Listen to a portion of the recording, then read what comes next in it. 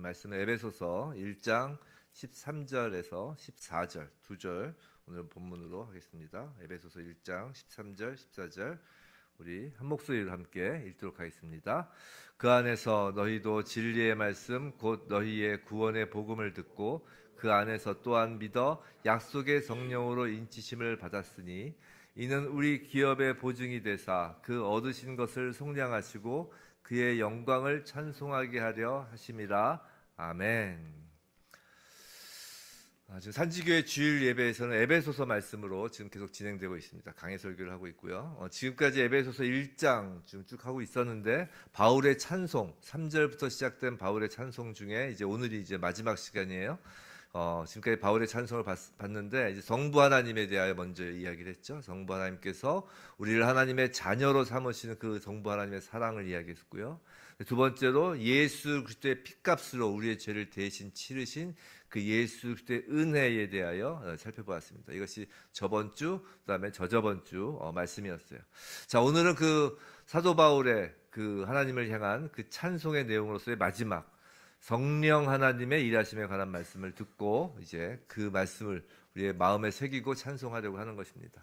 부디 저와 여러분 모두 이제 성령의 일하심에 관한 오늘 말씀을 통하여 성령 충만함을 받아서 하늘의 신령한 복을 이 땅에서도 조금이라도 누리고 맛보는 그리스도인이길 주님의 이름으로 축원합니다.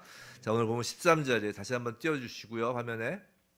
자, 그 안에서 너희도 진리의 말씀 곧 너희의 구원의 복음을 듣고 그 안에서 또한 믿어 약속의 성령으로 인치를 받았으니. 자, 이 말씀에는 지금 하나님께서 창세전에 그리스도 안에서 택하시고 예정하신 당신의 백성들을 이 땅에서 이제 그리스도인으로 만들기 위하여 사용하시는 방법이 무엇인지를 지금 1장 13절에서 말씀하시는 거예요. 자, 먼저 우리가 그리스도인이 되는 것은 뭐라고요? 진리의 말씀 곧 구원의 복음을 통해서라는 것이에요. 여기서 진리의 말씀이라고 하죠. 여기서 진리는 세상 속에 난무하는 그 삶의 진리, 지혜, 뭐 그런 거 있잖아요. 뭐 부자 되는 법, 뭐 사람들과 뭐 인간관계를 잘하는 법, 뭐 그런 책들 많잖아요. 그런 어떤 세상에서의 지혜라고 칭해지는 그런 여러 가지 것들과는 차원이 다른 것이에요. 오직 구원의 복음, 즉 구원과 관련된 특별한 진리라는 것이에요. 사랑하는 성도 여러분, 성경에서 말하는 그 진리란, 그 참된 진리란 구원과 관련한 진리예요. 우리가 이거를 착각하면 안 돼요. 그러니까 교회에서 또 우리가 성경 공부를 하면서 이제 화요일, 목요일 가스페 한다고 하지만 거기서 우리가 배우려는 진리는 구원과 관련된 진리예요.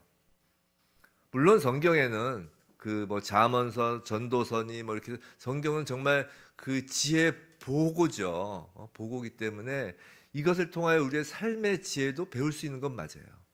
근데 우리가 항상 중심은 구원의 진리다라는 걸 잊으면 안 된다고요. 왜냐하면 생각해보세요. 진리란 그 개념 자체가 어떠한 상황, 어떠한 조건에도 그 내용이 달라지지 않아야 하는 게 진리예요. 시간이 지나도 변함이 없어야 하는 게 진리라고요.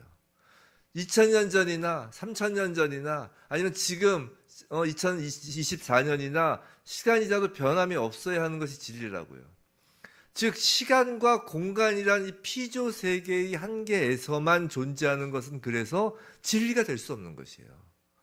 이 피조 세계에서만 한정되는 것은 진리가 될 수 없어요. 그래서 이 땅에서부터 영혼까지, 해 아래에서 해 위까지, 우리 전도서에서 배웠죠? 해 아래가 뭐죠? 헤벨. 헤벨이 뭐냐면 호흡이란 뜻이에요. 즉 우리가 숨을 쉬는 이 시기를 헤벨이라고 해요. 이 땅에서, 해 아래에서. 또 올람까지, 해 위까지, 지금 영혼까지. 즉 이 피조 세계에서 영혼의 세계까지 절대 변함이 없는 내용이 진리라는 것이에요. 그렇기 때문에 참된 진리는 사망에서 생명까지, 즉 영생에 관한, 즉 구원에 관한 것을 내용으로 해야만 진리라고 한다는 것이에요. 우리가 구원을 받는 길이 되는 그 유일하고도 특별한 진리의 말씀이 무언가 우리는 알고 있죠. 그게 바로 예수 그리스도에 관한 말씀이라는 것이에요. 오직 구원에 관한 유일한 진리, 구원의 복음, 바로 예수 그리스도에 관한 말씀이 들리도록 하는 것. 오늘 13절에 뭐라고요? 그 복음을 듣고라고 하죠. 너희의 구원의 복음을 듣고, 즉 그 말씀이 들리도록 하는 것. 이것이 하나님께서 그리스도인으로 만들기 위하여 결정하신 첫 번째 방법이라는 것이에요. 하나님께서 결정하신 방법이에요. 좀 구체적으로 이제 생각해 보았으면 합니다. 예화는 제가 안 들고 그냥 한번 예를 들어보는 거예요. 예화는 아니고. 자, 어떤 사람이 종교에 관심을 갖기 시작했다고 칩시다. 뭐 그럴 수 있잖아요. 특히 뭐 이제 나이가 들어가면 우리 주변의 친구분들 가운데 이제 종교에 관심을 갖게 되신 분들 생기잖아요. 이제. 그리고 종교가 자신을 도울 수 있다는 생각을 하게 된 거예요. 어떤 사람이. 뭐 그런 생각을 갖는 동기는 여러 가지가 있죠. 아까 말씀드린 나이가 들어가면서 뭐 건강 문제도 있을 수 있고, 아니면 경제적인 문제에 빠져서 종교가 좀 도울 수 있지 않을까. 어떤 삶의 공허함, 살다 보니까 좀 우울하고 내가 왜 사나, 뭐 이런 생각이 들 수 있잖아요. 여하튼 그 동기는 각자 다 다를 수가 있어요. 근데 그런 동기들로 인해 종교에 관심을 가졌다고 합시다. 그럼 이제 종교에 관심을 가지면 이제 뭐 절에 갈까, 교회에 갈까, 뭐 보통 뭐 선택지가 몇 개 있을 거 아니에요. 근데 어떤 사람이 그 사람에게 와서 너가 할 일은 하나님을 믿는 거야. 교회 가자라고 이제 일러주었어요. 자, 그는 그 말을 받아들이고 이제 성경을 교회에서 나눠주니까 성경을 받았습니다.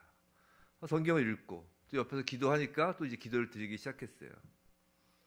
그렇게 시간이 흐르기 시작했습니다. 이제 성경을 읽고 기도하고 그 이제 소위 말해서 그 종교의 그 교회 안에서의 생활이 익숙해지는 것이죠. 처음엔 되게 어색하잖아요. 근데 익숙해졌어요. 근데 그렇게 이제 한 결과로 자신이 점점 더 나은 사람이 되고 있다는 느낌을 가졌어요. 그는 이제 예배하는 것도 중요하다는 것도 알게 됐고, 하나님을 기쁘게 하는 것이 중요하다는 것도 알게 됐어요. 그래서 하나님을 위해 살겠다는 결심도 합니다. 선한 행실로 다른 사람을 도와주기 위해서 희생하기도 해요. 시간이 더 흐르면서 이제 그 사람은 어느덧 세상 사람들로부터 또 교회 사람들로부터 위대한 그리스도인으로 칭송을 받기도 하고, 누군가 주는 그런 공로상 같은 상을 받기도 해요. 자기 스스로 느끼기에도 자신이 훌륭해지는 것 같고 행복감을 가지게 되었습니다. 그러나 그것만으로는 그리스도인이 될 수 없어요. 잘 생각해 보세요. 예수님 당시 바리새인들은 하나님을 믿었습니다. 하나님을 기쁘시게 하려고 애썼어요. 하나님의 계명을 지키려고 노력하였고 하나님을 경배하였어요. 일주일에 2번 금식하였고 그들의 소유를 가난한 사람들에게 나눠주었습니다. 그들은 거룩한 유대인이라고 칭송을 들었고 자신들도 스스로를 자랑스러워했으며 행복해했어요. 그러나 그들은 그리스도인이 아니었던 것과 같은 거예요. 오히려 그리스도를 죽이는 자였죠. 지금 이 시대에도 이단 사이비에 빠지는 사람들이 많이 있는 까닭이 무엇일까요? 그곳에서 그들은 행복해요. 삶의 변화가 일어났다고 합니다. 기쁨과 행복이 가득하게 되었다는 말을 하곤 한단 말이죠. 이단 사이비 집단에서 위로와 평안을 경험한단 말이에요. 거기에 더하여서 눈에 보이는 신기한 기적을 보기라도 하면 더할 나위 없이 이제 확신을 갖게 되는 거죠. 하지만 그들은 그리스도인이 아니라고요. 사랑하는 성도 여러분, 그리스도인과 비그리스도인을 구별하는 것은 전적으로 먼저 진리의 말씀, 구원의 복음을 의지하는 것이 구별점이라는 것이에요. 어쩌면 지금 이 시대가 다시 기본을 점검해 보아야 하는 때일 수 있기 때문에 이 말씀을 드리는 것이에요.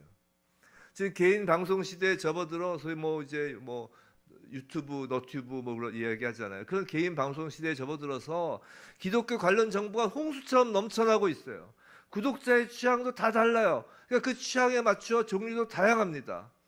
지금 이 시대에 우리 교회가 자문해 보아야 하는 것은 우리가 하나님을 예배하려고 노력하느냐, 하나님을 기쁘시게 하려고 애를 쓰고 선한 삶을 영위하려고 하느냐로 충분치 않다는 것이에요.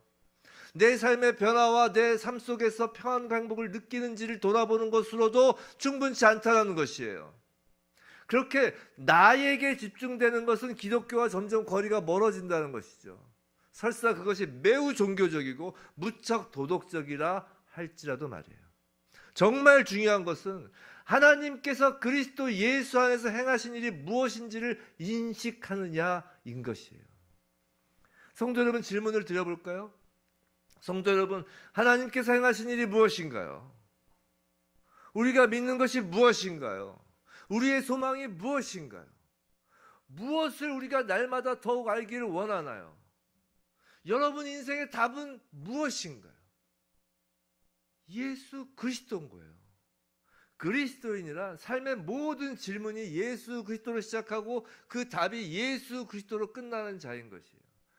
우리의 인식과 감정과 의지와 결단, 즉 지정의의 모든 방향성이 오직 예수 그리스도인 자들이 진리의 말씀을 듣고 믿은 그리스도인인 것입니다. 이것이 그리스도 안에서라는 의미예요. 자, 그런데 진리의 말씀, 구원의 복음이 사람들에게 동일하게 전해졌어요. 또 동일하게 제시됐어요. 그렇다고 해서 모든 사람이 그것을 받아들이는 것이 아니잖아요. 13절 계속 다시 보시면 중요한 것은 진리의 말씀, 구원의 복음을 듣고 믿는 것이, 다시 말씀드리지만 그 안에서라는 것이에요. 그 안에서, 즉 예수 그리스도 안에서 듣고 믿는 것이 그리스도인과 비그리스도인을 결정짓는 중요한 요소라는 것입니다. 그것이 바로 성령이 일하시는 방법이에요. 고린도전서 2장 10절부터 12절 말씀인데요. 우리 한 목소리 한번 읽어볼까요? 시작. 오직 하나님이 성령으로 이것을 우리에게 보이셨으니 성령은 곧 하나님의 깊은 것까지도 통달하시느니라. 사람의 일을 사람의 속에 있는 영 외에 누가 알리요? 이와 같이 하나님의 일도 하나님의 영 외에는 아무도 알지 못하느니라. 자, 12절 우리 차근히 읽어보세요. 우리가 세상의 영을 받지 아니하고 오직 하나님으로부터 온 영을 받았으니 이는 우리로 하여금 하나님께서 우리에게 은혜로 주신 것을 알게 하려 하심이라. 하나님으로부터 온 영, 즉 성령이에요. 어떤 사람도 성령의 역사를 떠나서는 진리의 말씀, 구원의 복음인 그리스도 예수를 믿을 수 있는 사람은 없다는 것이에요. 성경 백해독을 하고 성경을 아무리 연구를 해도 성령의 역사하심이 없으면 그리스도 안에서 그것을 듣는 것이 아니라 그리스도 밖에서 그것을 듣는 것이에요. 그리스도 밖에서 듣는 게 뭐냐면 내가 듣는 거예요. 성령이 역사하셔서 하는 게 아니라. 그래서 아무리 우리 잘 아시는 분 있잖아요. 막 강해하시고 막 하면서 성경을 이제 비판하시는 분, 그분이 얼마나 박사가 몇 개 되면서요. 너무 그 머리가 좋아서 계속 그 돌돌 이렇게 소리가 들리잖아요. 그 돌 굴러가는 소리가. 그러면서 이제 얼마나 똑똑하세요. 그분이 원래 크리스찬 집안이에요. 그분 그 집안이. 그분도 이제 이전에 어렸을 때부터 교회를 다녔죠. 성경 얼마나 많이 아시겠어요. 근데 예수를 그리스도를 믿지 못하잖아요. 성령이 역사하지 않으셔서 그런 거라고 해요. 사람은 스스로 그리스도인이 될 수 있는 사람은 없어요. 그 말은 뭐냐면 사람의 지정의, 즉 우리 안에 있는 어떤 것으로부터도 믿음이 저절로 나올 수 있는 것이 아니라는 것이에요. 바울의 고백처럼 나의 나된 것은 하나님의 은혜로다. 이 고백은 모든 그리스도인들에게 해당되는 고백이라고요. 하나님의 은혜라고요. 구원의 복음은 우리의 머리로 이해될 일이 아니라 일방적으로 우리를 뚫고 들어오는 예수 그리스도의 영, 하나님의 영, 성령을 받아들일 때 이해되고 그 이해되는 것이 그래서 놀라워지는 것이에요. 근데 여기서 우리가 오해하지 말아야 할 것이 있어요. 성령이 우리를 뚫고 들어와서 우리에게 믿음을 주고 우리에게 성경을 이야기하고 예수 그리스도를 믿게 한다 하니까 우리가 오해하는 게, 그럼 하나님께서 우리를 기계적으로 취급하시는 건 아니냐라는 오해를 할 때가 있다고요. 근데 그렇지 않으세요. 하나님은 우리의 이 자유의지를 억압하여서 억지로 복음을 믿으라고 하신 것이 아니라고요. 소위 말해서 우리를 자판기 취급하지 않으신다고요. 하나님은 사랑이시잖아요. 그 사랑으로 우리의 지성과 감정과 의지를 설득하시는 거예요. 그래서 진리에 대하여 닫힌 우리의 마음의 문을 말씀으로 두드리시고 어둠에 빠져서 아무것도 앞을 보지 못한 우리의 그 닫힌 눈을 빛을 비추어서 맹인의 눈을 뜨게 하시는 거라고요. 예수께서 이 맹인의 눈을 뜨게 하시는 그 모든 것은 그것을 상징하는 것이었다고요. 그렇기 때문에 우리는 우리의 믿음도, 우리의 믿음의 어떤 반응으로서의 의지, 내가 믿어야지, 더 믿음을 견고히 해야지 하는 의지, 또 감정, 우리가 믿음의 반응으로서의 어떤 감정이 올라올 수 있거든요. 감격과 감사와. 소위 말해 영적 체험조차도 우리의 공로로 자랑할 수 없다는 것이에요.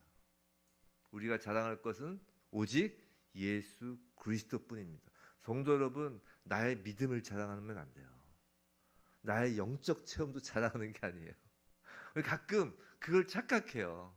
예수 그리스도를 자랑하는 것이에요. 우리의 신앙 생활을 자랑하는 게 아니라고요. 성령의 일하심으로 진리의 말씀, 구원의 복음, 즉 예수 그리스도가 누구시고 예수 그리스도가 하신 일을 알게 되면 절대로 나에게서는 어떤 자랑도 찾을 수 없어요. 구원의 복음을 성령님을 통하여 듣고 믿는 자는 자기 자신에게선 어떤 자랑도 찾을 수가 없다고요. 자기 자신에게 찾을 수 있는 건 뭔지 아세요? 나의 죄인됨과 그 죄에 대한 나의 무력감만을 발견할 뿐이라고요. 그러니까 오직 예수 그리스도만 자랑할 뿐이라고요. 왜요? 구원의 복음이니까요. 진리는 구원에 관한 것이니까요. 사랑하는 성도 여러분, 그럼 여러분은 성령을 받으셨나요? 이제 본격적으로 한번 이제 오늘 본문을 들어가 보겠습니다. 정말 성령을 받으셨어요? 왜 자신 있게 아멘을 못 하십니까? 과연 정말 성령이 우리에게 임하였는지, 성령의 역사하심이 지금도 우리와 함께하고 있는지 어떻게 경험하고 있나요? 경험하시나요? 자, 방언을 하시는 분이 있다면 그 방언이 그럼 성령 받은 증거인가요? 그럼 방언 못하는 사람은 성령을 받지 못한 건가요? 뭐 환상이든 예언이든 치유든 무언가 반드시 신비한 체험을 하여야 성령을 받은 건가요? 제가 지금 질문한 뉘앙스를 보아서 반드시 그런 것은 아니다라는 뜻이겠죠? 그럼 우리가 모두 정답이라고 여기는 게 있죠. 자, 복음을 듣고 믿으면 예수를 믿어요. 그럼 성령을 받은 것이 확실하신가요? 애매하신가요? 자, 성령을 받으면 믿는다. 성령을 받으면 믿는다. 라는 말과 믿으면 다 성령을 받은 것이다. 가 같은 말인가요? 헷갈리시나요? 이 아침에 머리가 멍해지시나요? 다시요. 성령을 받으면 믿는다라는 말과 그럼 믿으면 다 성령 받은 것이다가 같은 말이냐는 것이에요. 자신 없죠. 자신 없는 거예요. 그래서 구원파 같은 이단이 설치는 거예요. 자신이 없으니까 설치는 거예요, 이단이. 애매하고 답답한 것을 풀어주는 것 같으니까 그 이단이. 그러니까 사람들이 몰리는 것이에요. 구원파에서는 그런다면서요. 자기가 구원받은 날짜를 몇 년, 몇 월, 며칠까지 확실하게 깨달아야 이게 구원을 받은 것이다. 확실하게 또 그렇게 못 박으니까 이제 마음이 놓이는 것이에요. 근데 그건 가짜잖아요. 그건 정말 성령의 일하심을 전혀 모르는 거라고요. 그런 구원파와 같은 그런 인간의 정신승리, 난 몇 년, 몇 월, 며칠의 구원을 받았어. 이거 정신승리죠. 그 자기 합리화죠. 그런 걸로는 절대로 성령의 일하심으로 주어지는 믿음과 그런 것은 상관이 없다라는 것이에요. 오늘 본문에서 하나님께서는 약속의 성령으로 인치시고 보증이 되도록 하셨다라고 해요. 13절, 14절 제가 다시 한번 읽어드릴게요. 그 안에서 너희도 진리의 말씀 곧 너희의 구원의 복음을 듣고 그 안에서 또한 믿어 약속의 성령으로 인치심을 받았으니 이는 우리 기업이 보증이 되사, 즉 성령의 인치심을 받고 보증이 되었다라고 합니다. 자, 우리의 믿음이 성령으로 인한 것인지 아니면 사람의 정신승리로 인한 것인지, 과연 우리가 성령을 받은 것인지 아니면 여전히 자기 의로 종교 생활을 하고 있는 것인지를 알 수 있는 대목이 오늘 구절이라고요. 아까 자기 의로 종교 생활을 하는 거 앞에서 쭉 예를 들어드렸잖아요. 그 바리새인 그 이야기하면서. 다시 말씀드리지만 첫 번째는 진리의 말씀, 구원의 복음이 기준이에요. 여기서 스타트예요. 이게 기준이에요. 내 생각이 아니에요. 내 생각에 가만히 있다가 예수 그리스도를 믿어야 되겠다. 예수 그리스도는 사실이구나. 이게 아니라 시작은 항상 말씀, 진리의 말씀, 구원의 복음이 시작이고 기준이에요. 구원과 관련 없는 지식, 구원과 관련 없는 감정, 구원과 감정 없는 경험은 믿음의 근거가 될 수 없어요. 믿음의 근거는 구원과 관련 있는 진리의 말씀, 구원의 복음이 그 믿음의 근거예요. 시작이에요. 오직 예수 그리스도에 관한 말씀을 듣는 것에서 시작해요. 본문 13절, 14절 사도 바울은 다시 한번 띄워줘 보세요. 오늘 본문에서 세 가지 호칭을 성령에게 사용합니다. 세 가지 호칭이 뭐냐면 약속, 그죠? 13절 뒤에. 그 다음에 인, 그 다음에 세 번째 보증이에요. 이거 이제 순차적으로 볼 거예요. 자, 약속의 성령이라고 그래요. 약속의 성령이라는 호칭은 성령이 실제로 존재한다는 것을 의미해요. 하나님은 구약의 선지자들을 통해 성령을 약속하셨어요. 그리고 예수님까지도 성령을 약속하셨어요. 그리고 사도행전에서 그 약속대로 성령이 오셨음을 역사적으로 보여주셨어요. 성령은 하나님의 약속이었으며 그 약속이 실현되었다는 것이에요. 이것은 곧 성령이 뜬구름 잡는 그 상상 속의 신화가 아니라는 것이에요. 역사 속에서 실존하는 실체임을 알려주는 말씀이라고요. 실존하는 실체이기에 성령은 경험되어져요. 또 경험이라고 제가 강조하니까 또 우린 또 이렇게 이야기하면 뭐 신비적이고 이적과 기적을 기대합니다. 근데 그런 감각적인 경험보다 뭐 그것이 없다라고 이야기하는 게 아니라 그런 감각적인 경험보다 더 중요한 것이 바로 성령의 인침을 경험하는 것이에요.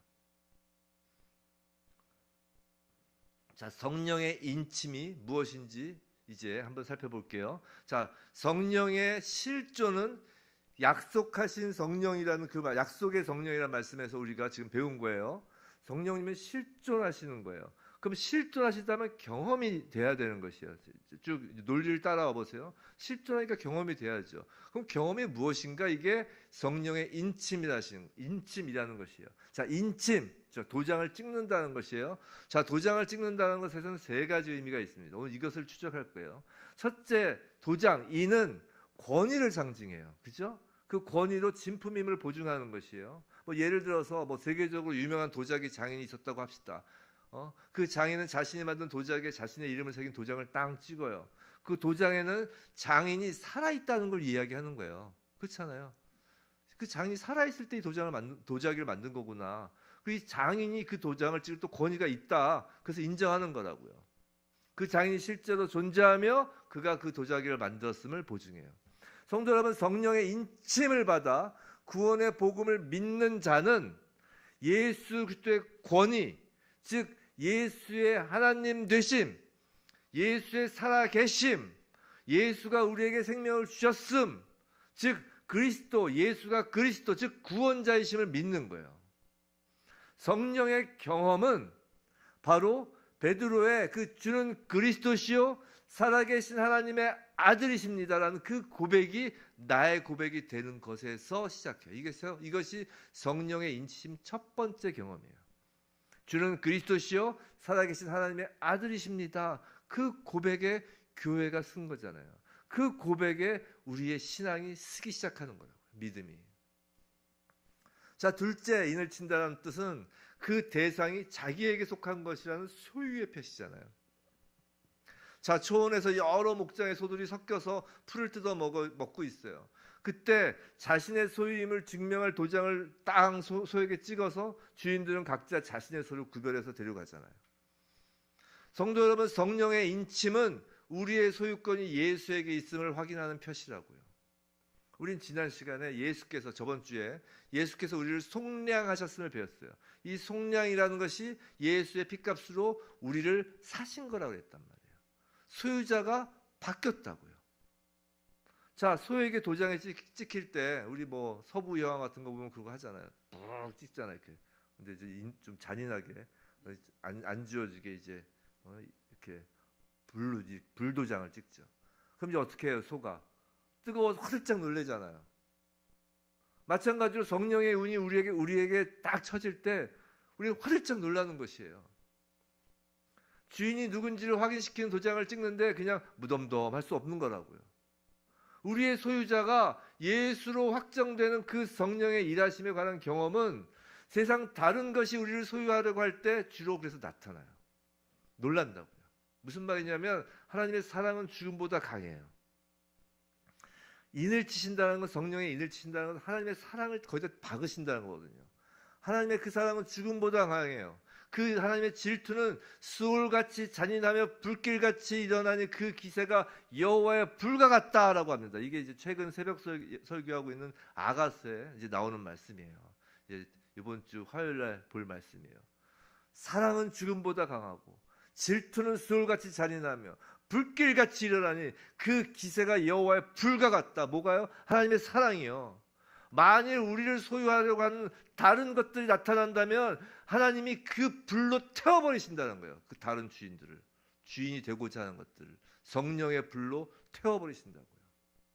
그 경험을 하는 거예요. 세 번째, 도장은 그 이는 이제 안전을 보장하기 위해 사용되기도 합니다. 우리 군대 무기고에 이제 군대 갔다 오신 분들 아시겠지만 무기고에 자물통을 채우고 나서 거기에 뭐해요? 감싸고선 종이를 감싸고 도장 빵 찍는다고요. 그죠? 이 봉인한다는 거예요. 봉인. 이 성령으로 인치셨다라는 것은 끝까지 책임지고 우리를 보호해 주시겠다는 표식이에요. 성도 여러분, 성령 하나님 역시 창조주 하나님이십니다. 그 성령 하나님 자체가 지금 표식이 되셨다는 것이에요. 그 표식을 뜯어낼 수 있는 피조물이 있을 수 없어요. 만일 내가 내 힘으로 예수를 믿은 것이다 라고 하면 그 믿음은 너무나 불안한 것이 되고 맙니다. 왜냐면 난 너무 약하거든요. 하지만 성령으로 인침을 받은 믿음이라면 그 성령은 그 누구도 뛰어낼 수가 없다고요. 창조주라니까요. 어떤 피조물도 그 성령의 인을 뛰어낼 수가 없는 것이에요. 그래서 안전하게 보호되는 것입니다. 사랑하는 성도 여러분, 성령의 인치심, 예수 그리스도를 믿는 믿음은 우리로 하여금 예수의 권위, 예수의 주인 되심, 예수의 보호하심으로 경험되는 것이에요. 이게 성령을 경험하는 거예요. 생각해 보세요. 구약의 선지자들을 통하여 그리고 예수 그리스도께서 직접 약속하신 성령이에요. 실존하신다고요. 실존하시기 때문에 성령은 반드시 삶 속에서 경험되어지는 것이에요. 성령의 경험을 다른 말로 해서 오늘 본문 14절에서는 이것을 보증이라고 하는 것이에요. 이것까지 알아야 되는 것이에요. 14절. 14절 다시 볼게요. 우리 한번 읽어볼까요? 시작. 이는 우리 기업의 보증이 되사 그 얻으신 것을 속량하시고 그의 영광을 찬송하게 하려 하심이라. 자, 이는 이라고 해요. 즉 약속의 성령으로 인치시는 것, 그 앞에 13절 그것을 받는 것이에요. 즉 약속의 성령으로 인치시는 것은 우리 기업의 보증이 된다라고 해요. 그래서 기업이라고 하는데 이 기업은 앞에 저번 주에 본 11절에 나왔어요. 근데 그거와는 좀 다르게 쓰였어요. 11절 성경책 있으신 분 보시면 제가 한번 읽어드릴게요. 11절에 보시면 이렇게 돼 있어요. 우리가 기업이 되었다라고 돼 있어요. 근데 오늘 본문은 우리의 기업이라고 해요. 이게 서로 다른 의미인데 뭐냐면 11절에서의 우리가 기업이 되었다는 건 지난주에 말씀드린 것처럼 하나님이 우리를 선택하셔서 우리를 하나님의 기업으로 삼으셨다는 것이고, 오늘 본문에 우리의 기업, 우리 기업이라는 것은 하나님께서 그렇게 선택한 하나님의 백성, 하나님의 자녀들에게 하나님의 것을 이제 분배하여 준 것, 즉 상속인에게 돌아가는 유산과 같은 것을 의미하는 거라고요. 그러니까 지난주에 본 11절에서 기업은 우리가 이제 하나님의 기업이 되는 것이고, 오늘 기업은 하나님이 우리에게 기업으로 나눠주신 거예요. 우리가 좋아하는 거, 쉽게 얘기해서 하나님으로부터 받는 거, 그게 이제 우리의 기업이라는 것이에요. 자, 그럼 하나님의 아들들이 하나님께 받는 것이 무엇일까요? 여러분 하나님한테 뭘 받으실 것 같아요? 여러분은 다 하나님의 자녀잖아요. 아들, 딸이에요. 우리 다 그냥 이 땅에서 우리가 그냥 하도 그냥 눌려서 살아가지고 자꾸 잊어버리고 있지만 우리의 정체성 본질은 하나님의 아들, 딸이에요. 즉 왕의 왕자, 공주예요. 우리가 이제 하나님 예수 그리스도가 왕이시고 하나님 왕이시고 우리는 이제 왕자, 공주죠. 자, 왕자가 왕으로부터 물려받는 것이 뭐예요? 어렵지 않아요. 나라를 물려받잖아요. 나라를. 하나님으로부터 받는 기업은 바로 그래서 하나님 나라인 것입니다. 자, 그렇다면 성령의 인치심이 하나님 나라의 보증이 된다는 것이 무슨 의미냐? 이 보증으로 번역된 헬라어가 아라본이라는 단어인데 헬라어까지 몰라도 이 뜻이 우리가 보통 생각하는 그 보증과 달라요. 그래서 이제 헷갈리는 거예요. 우리가 보통 생각하는 보증이라는 단어가 뭐예요? 금방 생각나는 게 보증 잘못 쓰면 큰일 난다. 집안이 망한다. 우리 부모님들도 그래서 옛날에 저희 키울 때 절대 보증 서지 마라. 왜냐면 저희 아버님이 보증 서시다가 여러 번 망했거든요. 그런 거 생각한단 말이에요. 그런 의미의 보증을. 근데 본문의 보증은 그런 것이 아니란 말이에요. 뭐냐면 헬라어 아라보는 선금, 계약금이라는 의미예요. 이것도 우리가 아는 의미죠. 그러면 계약금이라는 의미예요. 자, 계약금이 뭐예요? 전체 대금의 일부에 해당하는 금전을 미리 주는 거잖아요. 그죠? 그리고 그 계약금을 준다라는 것은 이 나머지 잔금도 반드시 줄 것이라는 것을 약속하는, 그 확신을 갖게 하는 것이 계약금이잖아요. 이 아라본이라는 보증이라는 단어는 그거라고요. 누굴 보증서다 뭐 이런 게 아니라, 즉 여기서 말하는 보증이란 전체의 일부를 먼저 주는 것이고 나머지 전체도 반드시 주어질 것이라는 확실한 담보가 되는 것이라고요. 성령으로 인을 치시는 것이 기업의 보증이 된다는 말은, 그래서 하나님께서 하나님 나라를 하나님의 아들, 딸들, 즉 상속자 되는 우리에게 주실 것을 확신시키기 위하여 그 하나님 나라의 일부를 주는 것이라는 의미예요. 즉 성령의 인치심을 받으면 성령의 경험을 동반하는데 그 경험이라는 것이 하나님 나라의 일부를 누리는 것이라는 것이에요.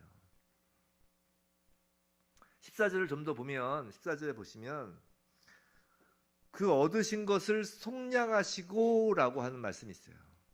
그래서 여기서 이게 왜 갑자기 들어가는 거냐면, 이게 번역에서 빠진 부분이 있어서 14절 우리가 잘 이제 읽을 때 이해하기가 어려운 거예요. 원어에서는 이 속량하시고라고 할 때 앞에 그 얻으신 것을 속량하시고 할 때 그 앞에 until, 영어로 하면 until이 있어요. 그러니까 어느 때까지, 즉 그 얻으신 것을 다 속량하실 때까지란 말이에요. 즉 하나님께서 얻으신 것, 하나님께서 창세전에 택하시고 예정하시고 예수 그리스도의 피값으로 속량되는 하나님의 자녀들을 다 속량할 때까지, 즉 우리의 형제들이 다 구원받을 때까지 하나님 나라의 전체, 하나님 나라의 완전함 중 일부만 우리로 하여금 맛보시게 한다는 거예요. 그 일부가 바로 첫 열매와 같이 마가의 다락방에 갔던 그 오순절 성령 강림이라고요.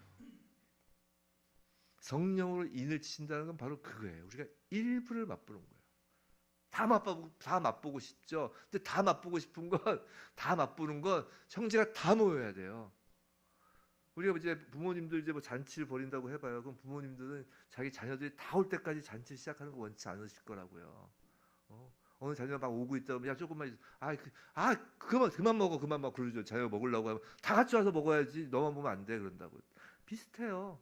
하나님 나라의 그 모든 것은 우리의 형제 자매들이 다 모였을 때 가능해요. 그때 하나님이 열어놓으신다고요. 그래서 예수님께서 마지막 때는 복음이 끝까지 전해졌을 때가 마지막 때라고 하시는 거라고요.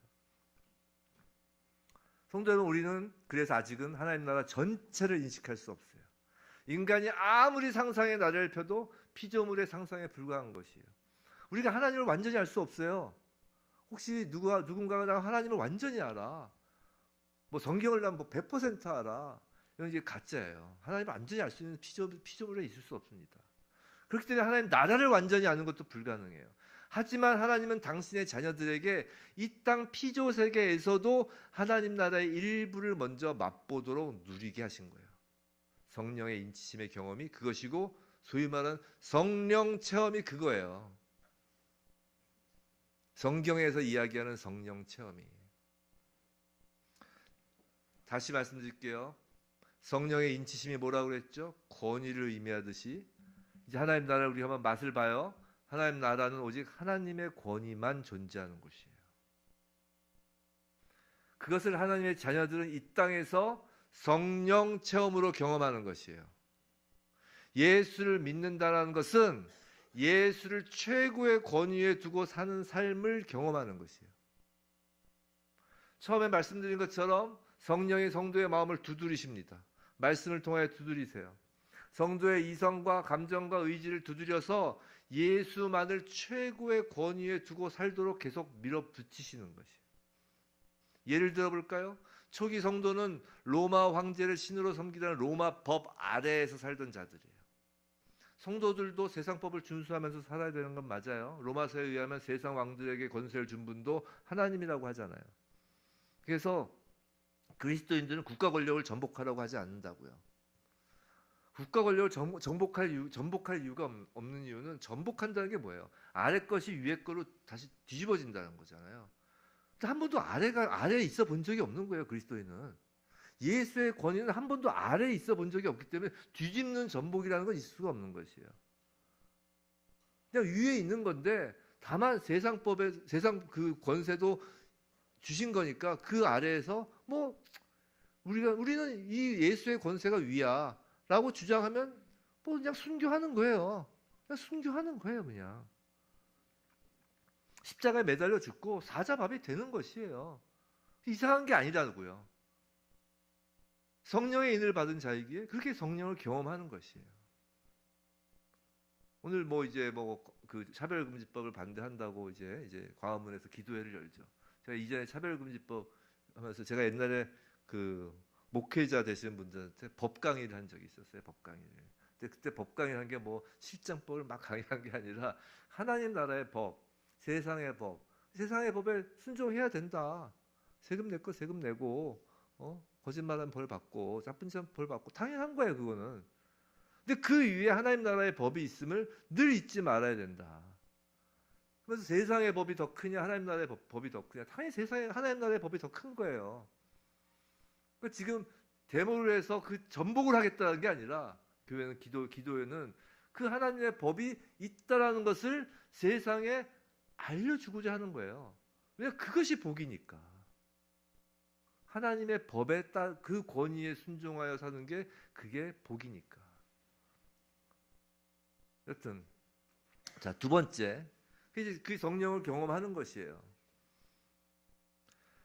성령의 인치심은 소유자를 확증하는 것이라고 했습니다. 성령의 인을 받은 자에 대하여 하나님은 계속하여 당신의 소유권을 주장하세요. 그래서 아까 말씀드린 것처럼 만일 다른 것, 뭐 쉽게 예를 들게요. 재물이 우리의 주인이 되려고 하잖아요. 그럼 성령의 불로 그 재물을 태워버리세요. 재물이든 명예든 사회적 지위든 사람들로부터의 인기, 인정이든 예수 위에 다른 어떤 것도 하나님의 자녀의 주인이 되지 못하게 하신다고요. 뭐 예수를 믿었는데 이상하게 예전보다 삶이 힘들어지는 경우가 종종 있어요. 근데 그건 우리 입장에서 힘들다고 하는 거지만 하나님 입장에서는 좋은 거예요. 우리 인생의 과거의 다른 주인들을 치워버리시는 과정이라고요.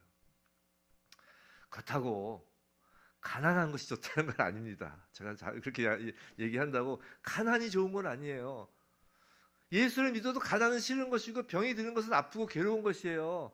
예수 믿는다고 가난이 좋은 것이다 그러면 그건 이상한 거예요. 그것도 솔직하지 않은 거라고. 누가 가난이 좋겠어요? 누가 병든 게 좋겠어요?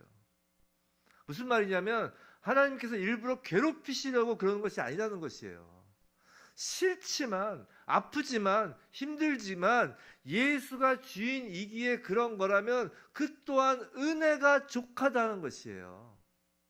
고난이 없어서 은혜가 족한 것이 아니라 삶의 고난 가운데에서라도 은혜가 족할 때 우리는 성령을 경험하고 있는 거라고요.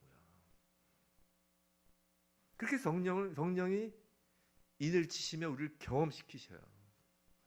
셋째, 성령의 인치심은 예수 그리스도의 보호하심이라고 했어요. 보호하심이라고 했어요. 성도 여러분, 정말 예수 그리스도가 지금도 여러분을 보호하고 계심을 믿으시나요? 정말 보호하심을 경험하시나요? 보호하심을 어떻게 경험하시냐면 사망을 이기시는 예수를 경험하는 것이에요. 성도 여러분, 인간은 기본적으로 나를 보호하고 있다고 생각하던 그 울타리가 사라지면 두려움을 갖게 됩니다. 왜 돈이 없어지면 두려워하냐면 돈이 자신을 보호한다고 생각하였기 때문에 돈이 사라지는 것이 두려운 거예요. 그래서 그 수가성의 여인, 그 남편이 4번째에서 5번째로 넘어가던 그 여인 있잖아요. 그때 요한복음 강의할 때 설교할 때 말씀드렸잖아요. 예수님께서 걔네들 다 네 남편이 아니야. 이게 뭐냐면 그 여인이 의지하였던 그 모든 그 남편으로 그 상징되던 그것들은 다 이제 너를 보호해주지 못해. 그래서 생수를 말씀하신다고요. 우리의 존재 가치를 보호해주고 있다고 생각하는 것이 예수 그리스도가 아니면 그것들은 다 우리에게 결국 두려움으로 돌아온다고요. 왜냐하면 결국 사망으로 다 사라질 것이기 때문이에요. 그래서 사망이 두려운 거예요. 인간의 모든 두려움, 피조물의 모든 두려움의 최고점은 누가 뭐라고 해도 사망이라고요. 근데 성령의 인침을 받으면 사망이 두렵지 않은 경험을 한다니까요. 예수의 십자가 사망으로 말미암아 사망이 사망하였기 때문이라고요. 예수 십자가 사망, 예수가 십자가에서 죽으심으로 말미암아 사망이 사망하였다고요. 하나님 나라에는 영생이 기다리고 있잖아요. 그것을 이 땅에서 미리 맛보는 성령의 경험은 다름 아닌 사망이 두렵지 않게 되는 것이에요. 사망을 이기시고 부활하신 예수 그리스도가 우리의 보호자 되시기 때문에 이제 돈이 없어져도 명예가 사라져도 두렵지 않은 것이에요. 그것이 더 이상 보호자가 아님을 경험하는 거라고요. 예수 이외에 다른 어떤 조건, 내 삶의 어떤 상황, 이 땅에서 벌어지는 갖가지 우여곡절들로 인하여 두려움을 갖지 않게 된다고요. 성령의 경험은 그래서 언제나 평강, 샬롬인 거예요. 우리가 죽음을 앞두고 예수를 믿는, 정말 성령의 인치심으로 예수를 믿은 자는 죽음이 두렵지 않은 거예요. 다만 이제 그런 건 있죠. 남은 자녀들이 좀 안쓰럽고. 그래서 사실 우리가 이제 장례식에 가면 사실 그 유족들을 위로하는 건 맞아요. 유족들은. 당연히 못 보니까 슬프죠. 어떻게 거기서 뭐 괜찮아, 뭐 이건 그건 이상한 거죠. 하지만 믿는 자 자체의 그 사망은 그 평강으로 더 들어가는 것이에요. 제가 이제 장례식 가서 이제 마지막 임종식 때 기도해 드리는 걸 몇 번 제가 여러분보다는 자주 해봤을 거 아니에요. 그럼 정말 예수를 신실하게 믿으신, 성령을 인치시는 믿으신 분은 정말 웃으면서 돌아가죠. 웃으면서 그 믿음의 그 절정으로 가는 거예요. 쫙 그 안으로 들어가시는데, 이제 그렇지 않으신 분들은 정말 일그러지세요, 얼굴이. 사랑하는 성도 여러분, 여러분의 믿음이 주는 그리스도시요 살아계신 하나님의 아들이라는 신앙 고백에 기초하여 오직 예수만을 최고 권위로 인정하는 믿음인지를 점검해 보시기 바랍니다.